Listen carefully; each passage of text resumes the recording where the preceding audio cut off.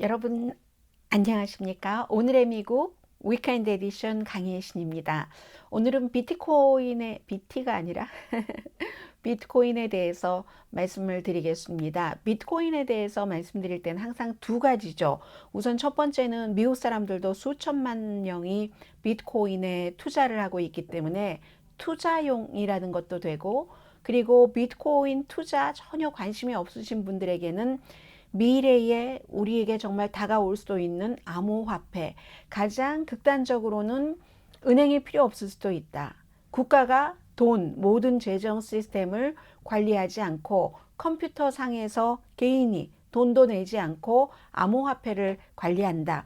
이런 뜻에서 꼭 뭐 비트코인뿐만이 아니라 여러 그 암호화폐의 미래라고 할까요? 조금 가까운 미래를 내다보는 뜻에서 말씀을 드립니다. 오늘 순서는 어떻게 하냐면요. 중국이 최근에 암호화폐를 단속을 하고 나서 비트코인을 어차피 숫자가 한정돼 있고 사람들이 채굴을 하는 거죠. 그런 이 비트코인 채굴이 아주 전기도 많이 듭니다. 이 채굴을 완전히 중국 정부가 못하도록 막고 나서 미국이 그에 대해서 승리자가 됐다. 이건 이코노미스트의 표현입니다. 왜 그렇게 표현을 하고 있는지를 전해드리고, 그리고 그렇다면 이 암호화폐, 크게는 이제 디지털 화폐에 속한다고도 볼 수 있는데, 그 방식이 암호를 써서 하는 것이라서 암호화폐, 이렇게 대체적으로 이제 그쪽으로 많이 가고 있죠. 그래서 암호화폐가 정말로 우리가 일상생활에서 쓰는 것처럼 돈 구실을 하려면 그러면 어떻게 해야지 되는가? 세 번째는 비트코인에 대해서 아주 극단적인 맹목적으로 신봉하는 사람들이 있습니다. 제일 처음에 이렇게 암호화폐가 만들어지는 것도 우리가 왜 정부의 단속을 받아야지 되는가? 왜 돈 거래를 하는데 그 수수료를 내야지 되지? 여러분들 은행에 전부 수수료를 지불하시는 거나 마찬가지이기 때문에 그러한 생각을 하고 계시는 분들은 완전히 이 비트코인과 같은 암호화폐의 맹신자 비슷합니다. 그런데 이미 이 비트코인은 맹신자보다는 좀 현실적으로 융통성 있게 가는 실용주의자가 이기고 있다는 뉴욕타임즈의 비트코인을 본인이 투자를 해본 그런 칼럼니스트의 얘기를 좀 전해드리겠고요.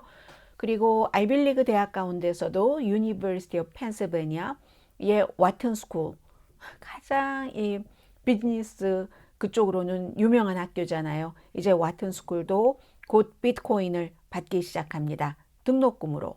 그렇다면 미국 회사 가운데서 이미 비트코인을 받기 시작하는 아주 큰 회사요. 누구나 다 이름을 들으면 알 수 있는 그런 회사들은 어느 정도 있는가 하는 것을 전해드립니다. 이 정도 되면은 방향이 잡히실지 모르겠습니다. 오늘 방송을 들으시는 내내 내가 암호화폐를 앞으로라도 비트코인을 포함해서 많은 있잖아요.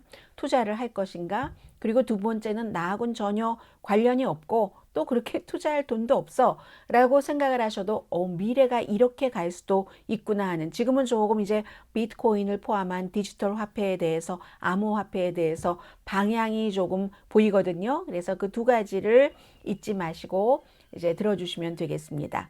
제일 처음에 이코노미스트의 기사를 보도해 드립니다. 중국의 암호화폐 단속이 미국의 승리다.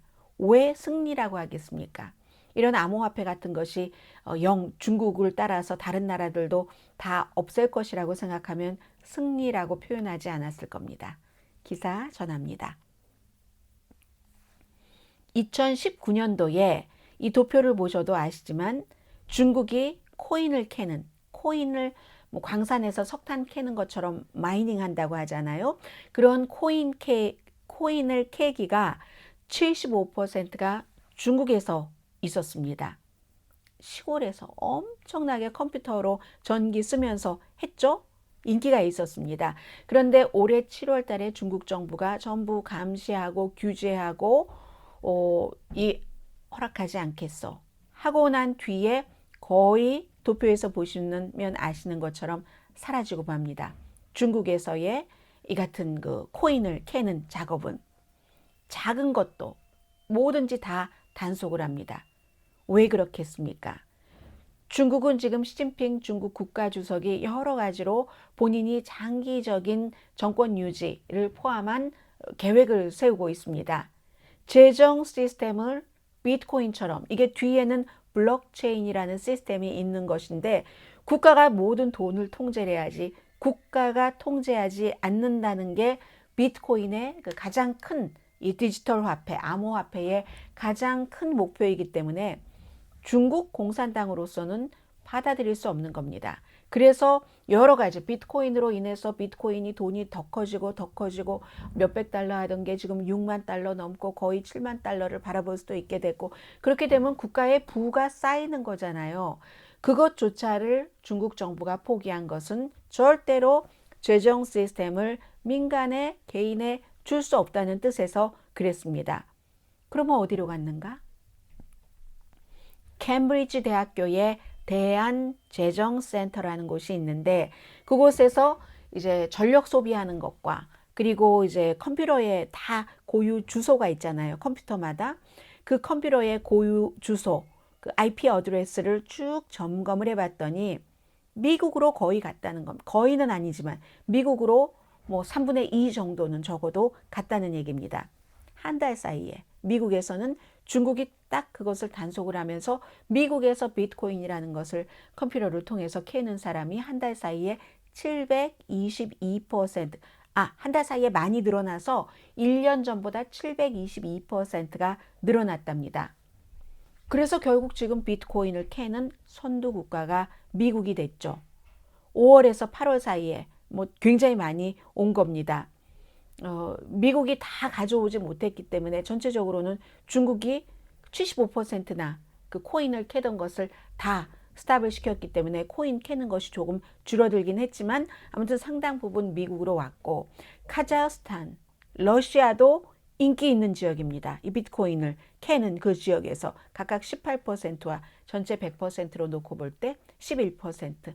이런 나라는 전기요금이 아직 싸기 때문에 그럴 수 있는 거죠. 필리핀도 뭐 핀란드 이런 곳에서도 무슨 뭐 비트코인 캐는데 쓰는 전력 사용이 어마어마해서 뭐 이런 국가들이 전체적으로 쓰는 전력보다도 어떤 부분에서는 비트코인을 캐는데 쓰는 전력이 더 많다던가 그럴 정도로 아무튼 비트코인을 많이 캐기도 하고, 그만큼 비트코인을 가져갈 때마다 전력이 많이 쓰여진다는 얘기도 되겠습니다. 아일랜드와 독일도 이 비트코인 캐는 것을 하잖아요. 1월부터 8월 사이에 아일랜드 46%가 늘어났고 독일도 17% 늘어났습니다. 중국 것이 미국으로만 간 것이 아니라 유럽으로도 좀 갔다는 얘기가 되겠죠. 그러나 이제 그 전에 중국 다음으로 미국이 비트코인을 많이 캤기 때문에 미국 쪽으로 아무튼 많이 와서 이제 세계의 비트코인을 캐는 센터가 바뀌었다. 중국에서 미국으로. 이게 이코노미스트의 지적이거든요. 그리고 이게 왜 중요한가? 비트코인 자체도 재정, 돈의 가치, 돈 그 자체인 겁니다. GDP 통계를 보면 국내 총생산, 이제 중국이 미국에 거의 가까이 왔다고 하고, 어떤 전문가들은 미국보다 중국의 국내 총생산 양이 더 많다고도 얘기를 합니다. 그러나 비트코인은 그렇지 않다는 거죠. 중국이 최고였다가 미국에 놓아주고 만 거거든요. 그걸 보면 이제 전통적인 재정 파워는 중국이 미국을 거의 따라왔다고 하지만 여기서 비트코인 쪽에서 또 이만큼 벌어진다는 얘기를 하고 있습니다. 암호화폐 시장은 미국이 앞선다. 이것은 곧 암호화폐가 없어지지 않을 것이라는 것을 뜻한다고도 읽으시면 되겠습니다. 두 번째입니다. 블룸버그 뉴스가 최근에 이제 여러 차례 비트코인, 암호화폐에 대해서 보도를 했는데, 암호화폐가 아주 쉽게 어디 가면 우리 크레딧 카드 플라스틱으로 돼 있는 이 크레딧 카드처럼 주고 받고 하는 이거에는 아직까지는 실패했습니다. 그렇지만 이 블룸버그가 사설에서, 제가 지금 사설을 중심으로 말씀을 드리겠습니다. 앞으로 규제 당국이 여러 가지 규제를 하면은 조금 더 이 코인 업계가 안정이 되고 사람들이 안심하면서 더 많이 쓰고, 그래서 이 비트코인이 화폐 대용도 될 수 있다는 그런 뉘앙스의 사설이거든요. 정부의 도움으로 이 비트코인과 같은 그 디지털 화폐, 암호화폐가 활성화될 수 있다는 얘기입니다. 은행에 돈을 이제 맡겨야지 되죠. 그러면 돈을 여기서 여기로 옮기는데 뭐 요즘은 금방 right now 다른 시스템을 잡아서 되기도 하지만 지금까지 시간이 아무튼 그래도 큰 돈은 뭐 확인하고 좀 걸리는 편이잖아요. 미국에서 어느 다른 나라로 보내고 할 때도. 그리고 은행 어카운트 없는 사람들 많습니다. 미국에도 많습니다. 특히 이제 흑인이나 라티노 가운데 여러 가지 뭐 개인적으로는 아주 슬픈 사연 등으로 은행 어카운트, 은행 구좌를 열 수 없는 사람들도 있죠. 그런 사람들 뭐 얼마나 불편하겠어요? 해서 무슨 체크를 뭐 봉급으로 받으면 체크캐싱 해주는 뭐 어떤 그런 업소에 가서 돈으로 바꾸고 뭐 등등 하잖아요.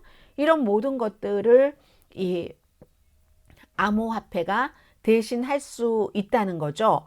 누구라도 인터넷에 접속할 수만 있으면 어카운트를 만들고 개인 비밀번호로 관리를 하면 됩니다. 그리고 다행스럽게도 블록체인이라는 시스템이 이 모든 것을 어느 나라로나 어디로나 얼만큼이나 액수에 상관없이 보낼 수 있고 밤도 없어요. 은행에 가서 거래하려면 물론 온라인도 있지만 온라인 거래가 아닌 그런 경우에 은행에 직접 가야지 되는데 컴퓨터만 있으면 되고 블록체인이라는 시스템이 돈을 내가 언제 어디에 얼만큼 보냈는지를 다 기록을 해주고 있습니다. 그래서 이제 그 테크놀로지가 이렇게 많이 편리하게 해줄 수 있다면 뭐 그렇다면은 좋은 거죠. 그런데 아직까지는 그런 역할을 하지 못하는 게 어머 이상한 것 같아. 사람들이 두려워서 더 많은 사람들이 하지 않고 있기 때문에 위험하다라고 생각하고 그거는 범죄자들이나 쓰는 거래. 아주 이상한 거래에서만 쓰는 거래라고 생각하는 그런 생각도 많고요. 또 작은 거래라면은 너무나 전기가 많이 들고 하니까 아직까지는 그러니까 이제 그 컴퓨터 파워 비용이 너무 비싸고 또 전기를 이렇게 많이 끌어다 쓴다는 것은 장기적으로는 환경에 많은 손해를 준다는 뜻이잖아요. 그것들도 이제 생각을 해야지 되는 부분이고 또 하나는 말하자면 어떠한 암호가 있어서 이걸 지켜야지 되는데 그 암호를 잊어버리면 누군가에게 해킹을 당한다던가 이런 걱정들도 굉장히 많죠. 실제로 이 같은 일들이 전체 이제 그 비트코인 거래의 5분의 1 정도는 된답니다. 누군가가 잃어버리고 뭐 어떻게 하고 하는 그런 상황이요.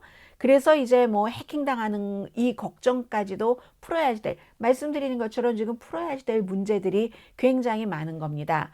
그래서 이제 대부분의 암호화폐에 대해서 믿는 사람들은 뭐 페이팔이라든가 저도 페이팔 사용하고 여러분들 가운데서도 많은 분들이 페이팔 사용하지만 제일 처음에 페이팔이라는 것을 통해서 아마존에서 제가 물건을 살 때, 이베이에서 살 때, 아니면 뭐 타겟이라든가 또 다른 저는 헤나를 쓰거든요. 헤나를 어떤 가게에서 팔 때, 그로서리 스토어 같은 데서 팔 때, 그런데도 페이팔을 이용을 해서 돈을 내는데 처음에 제가 페이퍼를 사용할 때 많은 저희 회사에서 직원들도 그거 다 뭐 크레딧 카드 번호니 뭐니 입력해야지 되는데 불안해서 어떻게 쓰느냐고 하시는 분들이 많았습니다. 지금도 그렇게 생각을 하면서 절대로 온라인에서 물건을 안 사시는 분들도 많지만 그런 이유로 안 사시는 분들보다는 편리함과 페이팔과 같은 회사를 이제는 믿기 때문에 거래를 하시는 분들이 훨씬 많습니다. 그래서 앞으로는 이 비트코인에 대해서도 암호화폐에 대해서도 뭔가 뭐 중간 단계에 뭐는 있어야지 될지 없어야지 될지 있어야지 된다고 있기를 바라는 그런 사람들도 많이 있죠. 그렇게 되면은 이제 거래가 많이 늘어나면은 전통적인 전형적인 이런 은행은 위협을 받는 거죠. 크레딧 카드는 디지털 카드가 아닙니다. 크레딧 카드는 언젠가는 다 또 은행과 연관이 돼 있는 거잖아요. 그 페이팔도 은행과 연관이 돼 있는 것이고 아무튼 그래서 뭔가 비트코인을 포함한 암호화폐에 대해서 정부가 지금보다 많은 규제를 해서 안정성 같은 것을 높여준다면 그러면 사용자가 늘어나고 사용자가 늘어나면 뭔가 또 더 좋은 방안이 나오고 그때가 되면 은행은 어떻게 될까요? 은행은 어떻게 될까요? 은행은 그렇다고 해서 은행이 뭐 당장 다 없어진다? 이렇게 생각하는 것은 좀 과장이다라고 뱅크 오브 잉글랜드, 잉글랜드의 은행이 분석을 해놨는데, 그렇지만 은행도 지금까지 100% 뭔가를 갖고 일을 해왔다면 그것을 어느 정도는 암호화폐 업계에, 비트코인을 포함한 많은 업계에 내어줘야지 되는 날도 머지않아 온다고 보는 전문가가 많은 것 같습니다. 아무튼요, 그런 것 같고, 쉽게는 되지 않을 거예요. 왜냐하면 뭐 재무장관 같은 경우도 그 위험성 같은 것을 경고를 했고, 그렇다고 금지하지 않잖아요. 중국처럼 금지하진 않죠. 대신에 미국은 암호화폐를 국가 차원에서 만들죠. 영국도 마찬가지예요. 유럽연합도 이 비트코인과 비슷하거나 더 나은 암호화폐를, 미국 정부는 MIT 공과대학과 함께 지금 암호화폐를 만들고 있거든요. 그러니까 국가가 주도하던, 개인이 만들던 비트코인을 포함한 암호화폐의 미래는 있다는 얘기입니다. 없다는 얘기가 아니라 이미 그 혁신에 들어갔고 시스템을 업그레이드하는 그런 과정이다. 이게 이제 그 블룸버그 뉴스의 사설의 핵심적인 내용들이었습니다. 그러면 이번에는 뉴욕타임즈의 컬럼리스트의 글을 소개를 해드리겠습니다. 이분은 비트코인을 너무너무 믿는, 우리가 이제 미니멀이 있고 아주 그 맥시마이즈 하는 그런 경우가 있잖아요. 비트코인에 대해서 완벽하게 비트코인을 믿는 뭐 맥시멀리스트 뭐 이렇게 표현해도 괜찮겠죠? 그런 비트코인의 맥시멀리스트와 비트코인을 실용적으로 조금 더 부족한 부분을 안전하게 장치를 해서 하는, 그렇게 주장하는 사람들 사이에서의 싸움, 이것이 지금 어떻게 돼가고 있나, 현재의 위치를 보여주고 있습니다. 이분은요, 그 캐스피언 캉이라고, 제이 캐스피언 캉이라고, 캉이래요. 강. 저와 똑같은 라스트 네임이고 코리안 아메리칸이에요. 이 사람은 그 서울에서 태어났는데 자라기는 이제 주로 매사추세츠에서 자랐고 메인주에서 대학교를 다녔는데, 이제 그 메인주에서 대학교도 다니고 다시 또 그 컬럼비아 대학교에서, 컬럼비아 대학과 연관이 있는 메인주의 대학교, 아무래도 지금 메인주하고 매사추세츠주하고 여러 가지를 같이 하는 것들이 많기 때문에요. 과거의 역사적인 바탕 때문에. 그래서 이 그 컬럼비아 대학교에서도 또 공부를 했는데, 미술 같은 그런 공부를 했고요. 작가로 일을 했습니다. 작가로 일할 때 일주일에 40시간을 어떤 그 카지노에서 그 포커 게임을 했다고 해요. 그래서 2017년부터 이분이 본인도 비트코인을 조금 부분적으로, 뭐 하나를 완전히 다 산 게 아니라 사면서 이제 그런 것에 호기심이 굉장히 많으신 분이죠. 해봤던 분이 글을 쓴 겁니다. 한때는 갑상선 암도 알았고요. 그러다가 뭐 여러 곳에 글을 쓰고 활동을 하다가 작가로서 뉴욕타임즈의 칼럼니스트가 됐는데, 환경과 재정 마켓에 이 비트코인과 같은 암호화폐는 해가 된다 하는 얘기가 2009년부터 너무너무 많이 있어 왔다 하는 얘기를 합니다. 그런데 어떻게 됐어요? 지난주에는 이제 드디어 비트코인이 주식시장에 기금 펀드까지 하는 것까지 승인을 받고 데뷔를 했잖아요. 데뷔를 해서 그 당시에 며칠 전에 최고치를, 4월 달에 최고치를 경신해서 한 개당, 코인 한 개당 뭐 6만 6천 달러가 넘고 했는데, 그랬는데 본인은 2017년부터 비트코인 투자를 조금씩 해봤다는 거예요. 2017년이면 비트코인이 하나에 한 3천 달러 정도 했을 때거든요. 지금도 그렇지만 3천 달러 했을 때도 한 개를 한 사람이 다 샀어야지 되는 건 아니니까, 이분도 뭐 그 한 개에 5%니까 작은 돈이에요. 3천 달러에서 5% 정도 투자를 시작을 했었다는 거죠. 지금보다는 2017년, 불과 뭐 4년밖에 되지 않았지만 그 망할 거야, 그거는 완전히 망해야 돼, 망할 거야, 한국에서 너무나 유명한 사람이 많이 얘기했었죠. 그런 것과 똑같은 것들이 미국에서도 그런 의견들이 있었지만, 그 당시에 저는 이것은 완전히 망할 것이라는 게 미국 의견의 대세라고 여러분들께 보도해 드린 적은 한 번도 없습니다. 이 블록체인이라는 뒤에 바탕도 있고, 앞서 말씀드린 것처럼 처음에 이러한 것들이 만들어질 때 왜 정부가 모든 돈을 컨트롤해야지 돼? 왜 은행에 모든 수수료를 내야지 돼? 이러면서 무정부주의자들이 만든 거거든요. 그래서 어쨌든 오늘의 미국에선 그게 망한다 이렇게 얘기한 적은 한 번도 없었고, 이분이 그 투자를 하기 시작한 때도 무정부주의적인 이런 종말론적 하면서 비판적인 시각이 굉장히 많았었다는 것을 지적을 하고 있습니다. 그런데 뭐 지금은 뭐 비트코인에 관한 뭐 비트코인, 유나이티드 스테이츠 오브 비트코인 뭐 이런 그런 그 그룹들도 생기고요. 라스베가스에서 굉장히 아무튼 그런데 반대되는 그 누리엘 루비니 교수 같은 경우가 한국에 그 유명하셨던 어떤 분이 뭐 정치를 하셨던 분이죠. 장관도 했고 하는 분이 이거는 망하고 100% 도박이고 망해야지만 돼. 망해야 돼. 라고 얘기했던 것과 똑같은 말을 누리엘 루비니 교수도 했었습니다. 이거는 가치가 0이 될 거야. 2017년도에도 0이 될 거야. 0이 될 거야. 저는 그래서 가끔 궁금한 게 이 루비니 교수가 누구죠? 박스의 그 루퍼트 머덕과 친하거든요. 루퍼트 머덕은 그랬기 때문에 이 비트코인에 대해서 전혀 투자를 안 했을까? 왜냐하면 미국에 돈 많은 사람들이 너무 많이 하고 있으니까 이젠 골드만삭스가 확 들어가고 하니까요. 그래서 저는 그 루퍼트 머덕이 궁금한데 미국에도 이런 루비니 교수 같은 사람이 그거는 0이 될 거야 하고 의회에 청문회에 출석해서 모든 사기의 어머니 또는 모든 사기의 아버지다. 그러니까 이거는 100% 사기로 똘똘 뭉친 것이다라는 도박으로 똘똘 뭉친 것이다라는 주장이 당시에 있었다는 거죠. 그 시절에 그런 것을 믿는 사람들이 굉장히 많았는데 그런 때도 똑같은 시기에 이 비트코인의 맥시멀리스트들 같은 사람은 정말로 자유주의적인 것으로 그 흐름으로 돈도 흘러가야지 돼 라고 얘기를 하면서 경제가 국가에서 완전히 중앙 집권을 하는 이런 것을 없애야지 된다. 피아트 화폐를 없애야지 된다. 뭐 이런 주장을 했었던 그 한 그룹이 있고 또 다른 그룹은 조금 더 실용적인 쪽으로 접근을 해서 글쎄 암호화폐를 이 사람들은 뭐라고 주장을 했냐면 아주 나쁜 손에 의해서 좌지우지되는 것을 막고 잡초를 다 뽑아내야지 된다는 거예요. 그리고 부자 투자가들이 앞장서야지 된다. 이게 조금 실용주의적인 입장이라고 말씀을 드리기도 좀 뭐한데 지금 그렇게 되고 있는 거잖아요.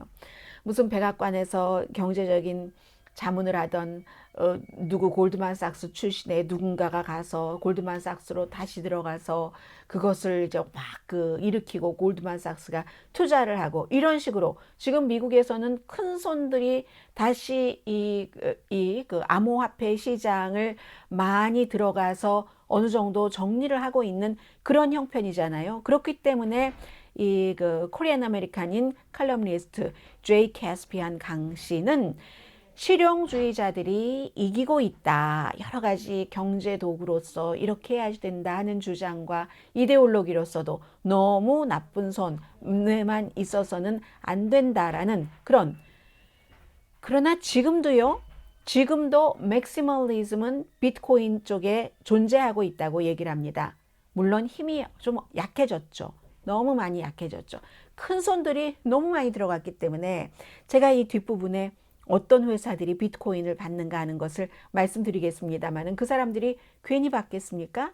그리고 큰 손들이 누군가가 수요가 시작됐다는 것은 그 수요 방향으로 갈 수밖에 없는 그런 거잖아요. 모든 흐름이 특히 돈인데 그래서 이제 실용주의자가 이겼다라고 얘기를 하고 있습니다. 2019년도에도 암호화폐가 뭐 세상의 위협이다, 세계 질서의 위협이 되고 있다라고 많이 했는데 그때가 어떤 때였냐면 페이스북이 그 리브라라는 코인을 어떤 자신의 그 페이스북의 플랫폼에서 쓸 수 있도록 기획을 하던 때였거든요. 국제적인 플랫폼에서. 그러면 국제재정에서 개발도상국가의 부자가 자신들의 부를 그 페이스북이 만든 이런 코인으로 어떻게 할 수도 있고 그런데 뭐 의회에서 당시에는 허가해 주지 않았고 왜냐하면은 G7 국가에서 가장 파워풀한 국가잖아요. 세계 뭐 GDP의 몇 퍼센트를 차지하고 있는 G7에서도 허락을 해주지 않았습니다. 그런데 그게 2019년이었는데 그 이후에 지금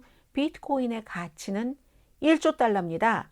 1조 달러면 얼마예요? 지금 미국이 기간 산업을 해서 뭐 다리도 놓고 뭐도 놓고 사람들을 깨끗한 물을 마시게 하고 시골이 인터넷이 잘 안 되니까 인터넷 환경 좋게 하고 그 모든 것을 하는데 쓴다는 돈이 약 1조 달러잖아요. 비트코인 시장이 지금 1조 달러는 됐다는 얘기입니다. 이 정도면 비트코인을 포함한 아주 단단한 암호화폐는 없어지는 것이 아니다라는 것을 우리가 이제 확인을 할 수가 있게 되고요. 그래서 지금 유니버시티 오브 펜실베니아 아이비리그 대학교에 굉장히 경제가 강하죠. 와튼 스쿨도 암호화폐를 등록금으로 받는다고 선언을 했습니다. 온라인 블록체인과 디지털 자산 프로그램이라는 그 프로그램 강좌를 듣는 학생들에게 그 등록금이 3,800달러래요. 그것을 1월 달부터 그 비트코인 등 여러 가지 그 코인을 등록금으로 받는다는 겁니다. 그래서 유니버시티 오브 펜실베니아 와튼 스쿨은 코인베이사를 이용을 합니다. 이 여러 거래소가 많이 있잖아요.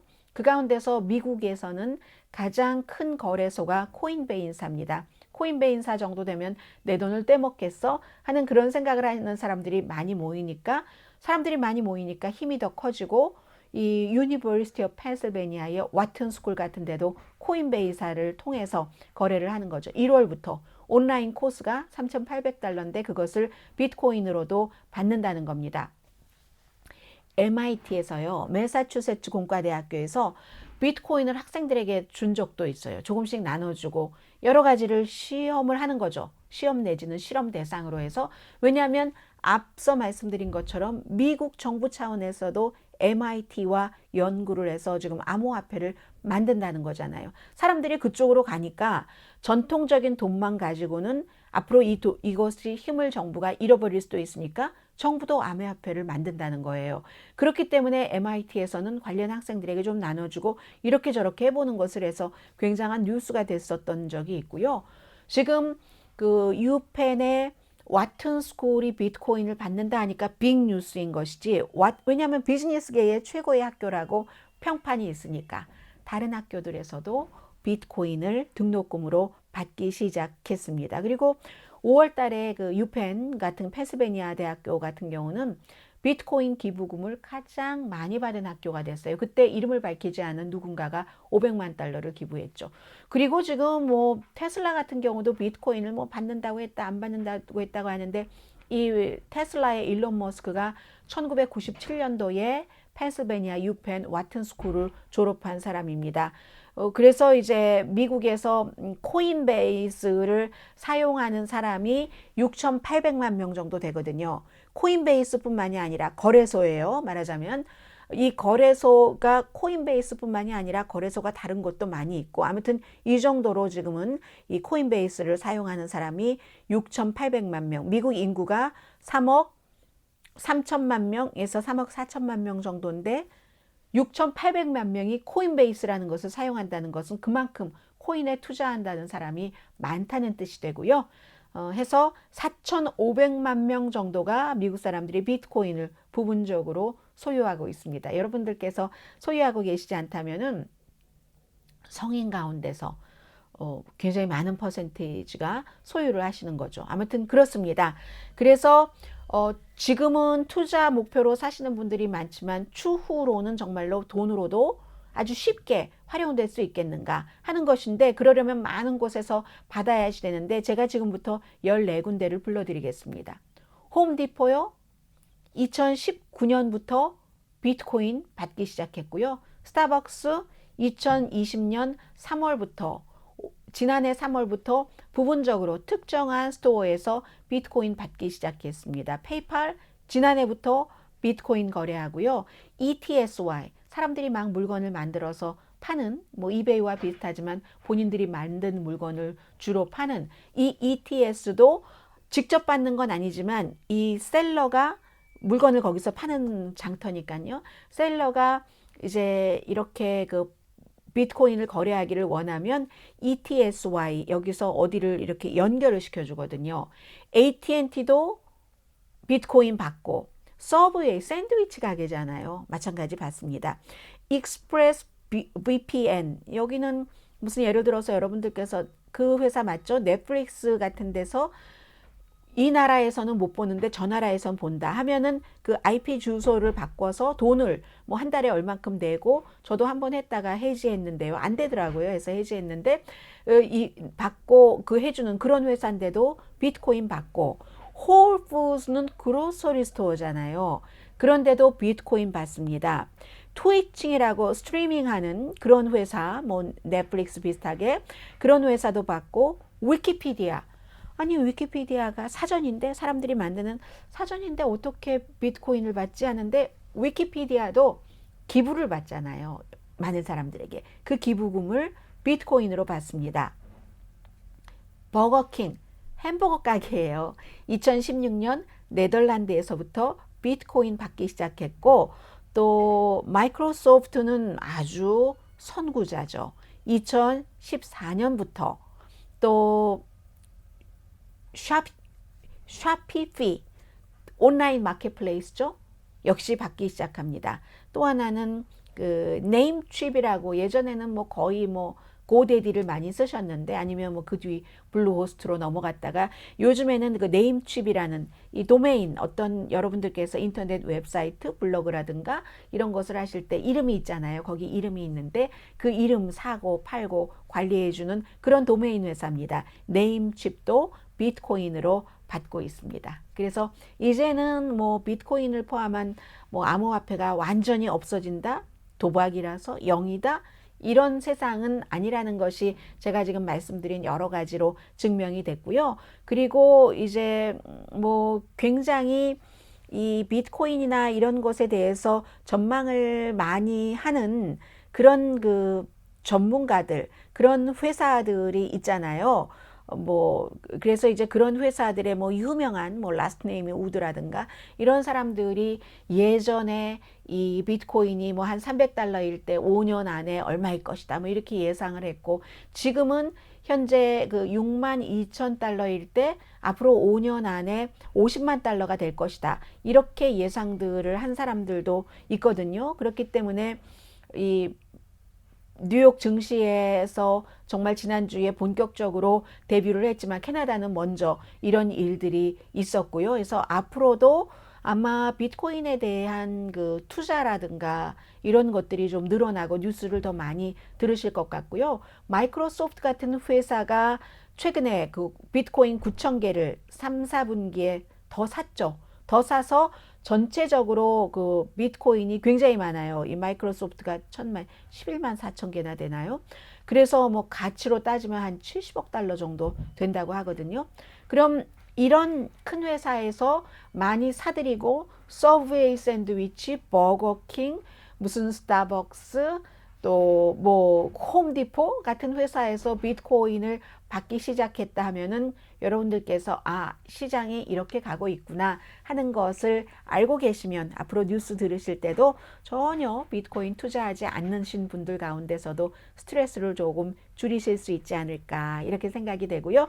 오늘 여기서 마치겠습니다. 내일은 아마 또 세계의 그 기후 변화 정상회담이 있고 바이든 대통령은 미국에 어떤 것을 가지고 올지 또 아주 중요한 버지니아와 뉴저지의 주지사 선거가 있는데 버지니아는 정말 민주당이 지면 큰일이에요. 이런 뉴스를 전해드릴 수 있을 것 같고요. 그리고 이 방송 들으시는 동안에 이웃에서 지금 이사를 가고 있기 때문에 아침 저녁으로 요즘 이삿짐을 주말이면 많이 삽니다. 혹시 시끄러우셨다면 죄송합니다. 모든 사람들이 하고 있는 일상생활이다 이해해 주시고요. 내일 오늘의 미국 정규 방송 시간에 뵙겠습니다. 강혜신이었습니다.